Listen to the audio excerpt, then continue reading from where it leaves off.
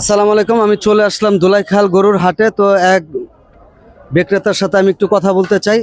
চাচা আসসালামু আলাইকুম। চাচা আসছেন কোত্থেকে? ফরিদপুর ফরিদপুর কোত্থেকে আসছেন? ফরিদপুর কোথা থেকে আসছেন? সদরতে সদর থেকে। কয়টা গরু নিয়ে আসছেন? 16টা 16টা। আসছেন কবে? গেল কাল পরশু দিন। পরশু দিন আসছেন। এখন পর্যন্ত কি কোনো বিক্রি করতে পারছেন? হয়নি এখনো হয় নাই। আচ্ছা, এখন কি আপনার বাজার কি মনে করতেছেন? বাজার ভালো না খারাপ? বর্তমান খারাপ। বর্তমান খারাপ।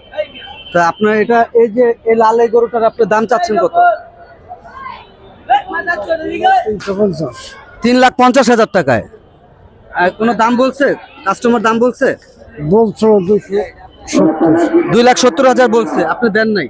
না, আপনি কত হইলে পারবেন? আমি তো 3 লাখই চাইছিলাম। মানে 3 লাখ হইলে আপনি বেচবেন।